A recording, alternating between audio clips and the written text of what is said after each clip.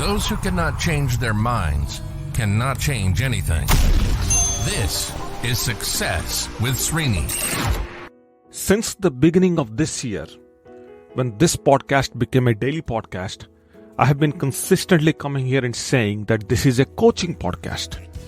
So if you're looking for some ways and means to improve your life or improve your situation, you want to create a new reality, you have some dreams that you want to accomplish, you have some goals, you have some passions that you want to pursue, all you need is some daily coaching, and this podcast is supposed to do that. That is my intent every time I record. And if you go back and play all the previous podcast episodes, all the daily podcast episodes, you see me talk about productivity, taking accountability, daily actions, defining purpose, so many different concepts. But then this morning I was thinking, maybe I'm missing something. Maybe there is something else I need to mention here, I need to talk here, that I think that I have not done it, and then I think that I'm doing a disservice.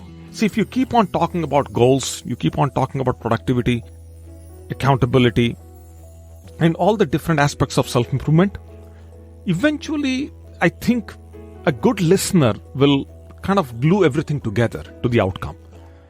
But then there should be a way to glue all these things from my side. I need to glue it for the listener. And I don't think I've done a good job gluing all these individual standalone topics that I talk about every day here. So I was going through this and I said, okay, how as a listener I should be able to glue all this? If I'm a listener of Srini's podcast and I hear Srini, so how do I glue all these things? So for example, if you are a career professional, you have no interest in business. You are trying to recover a relationship. You have no interest in how to make money. Now, from a bigger conceptual standpoint, all these things may be interrelated, but in the moment right now, you are only focused on that one thing that you are trying to solve. So you happen to listen, and every day you see me come here and talk about disparate topics, and they don't glue together. How do I glue this? Now it is hard. It's difficult for me personally. So I put myself in the listener's shoes and I started listening to my podcast. I heard about 17 days of my own episodes. Hard. It's very difficult to listen to me speaking. But I went through and I started to realize that, yes, there is something that I'm missing. So this morning, I finally discovered what I'm missing. I want to share it with you. And the reason why I did not share it earlier is because I was missing it in myself. So if I'm not doing something, how can I come here and talk about it? Very simple. So I'm not doing it myself. And I realized that I need to do it myself. So this comes to having a mission statement in place. A mission statement that clearly states what I want to do with my time, what I want to do with my actions, what I want to do with everything that I have got going, what I want to experience, how and what I want to feel, which places I want to see, who I want to talk to. All these things, they are there, but they are not there on a paper. And this is something that I learned many, many years ago. And I have been creating mission statements for myself for a long time. And this is something that companies do. When multiple people come together and they start a company, a club, or an organization, they put together a mission. So when you define a mission, you get clarity into the goals and the agendas and the things that as an entity you will be pursuing. And this concept has been around for a long time. There is nothing new about this. But many years ago, sometime in mid 2006, 2007, I came across an incredible book by an incredible man, The Principle-Centered Leadership, authored by the legendary Dr. Stephen Covey, God bless his soul.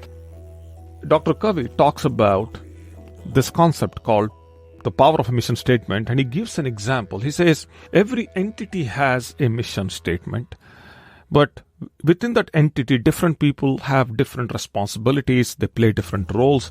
Now, each individual, whatever role that individual is playing, at a role level, they need to have a mission statement. They need to have a personal mission statement. So he gives an example where he says, you walk into a hotel and you go to the counter, you see that individual, the person who is helping at the counter, has a manager. That manager has a director. The director has probably a vice president, and vice president has a CEO. And there are so many such people, all of them reporting into the CEO. And he gives this example where each individual on the floor of that hotel, each individual has to have their own mission statement apart from the company's mission statement. So the company has a mission statement as a company where they are going. And as an individual, also as an employee taking on whatever responsibility he or she is taking on and the role that this employee is playing, they need to have a personal mission statement. I took that principle, I took that concept, and I started writing mission statements for myself. And I'll tell you, from the time 2006 to 2010, and during the time I did not have a mission statement. I think I really started doing this in 2011. And my business and whatever things that I was doing, as a result of that mission statement, I started to do well. I'll tell you why. Because that mission statement started giving me clarity into the goals that I was setting for myself. Even though I was not a good goal setter myself at that point in time, this mission statement started giving me clarity. And it started to teach me the difference between what is important and what is unimportant. And as years went by, and I kept on modifying the mission statement, because there are so many different life events that were happening, and each life event started defining me differently. So this mission statement kept on changing to a point where I made it a ritual that I'll create a mission statement every year. Something happened this year, at the beginning of this year, I did not create that mission statement. And I did not, as a result of that, even though this podcast became a daily podcast, I didn't talk about it at all. Maybe sometime last year I talked about mission statement, but at least not this year on this podcast. So if you are setting goals, making yourself accountable, taking action, studying yourself, exploring yourself, and then despite of you doing all these things are not falling in place. The biggest takeaway from today's podcast episode, and my biggest ask for you, is create a mission statement. And it doesn't need to be complex. Very simple. You can write like 4 lines today and say, my purpose in life is this. My goal for the next 3 months is this. I want to explore, I want to experience, I want to discover, I want to, whatever you want to. One more line describing what you want to. Just 2 or 3 lines. My goal, my purpose, my experience that I want to have, people who I want to meet, people who I want to have a conversation with. Just 3-4 lines. And then read that mission statement. You keep on changing it if you want to. And read the mission statement. Start your day with the mission statement. And I have said this multiple times here also on the podcast. I said, listen, you got to affirm. You need to have a bunch of affirmations. But a mission statement makes it very easy. You don't need to really read your affirmations. And after you keep on reading your affirmations, how long can you read? Because it's set, right? You already know what you're affirming to. But the mission statement brings everything together. Your affirmations, your actions, your goals, your ambitions, your actions, everything together into this one beautifully created, encapsulated thing that you can roll now. You roll with.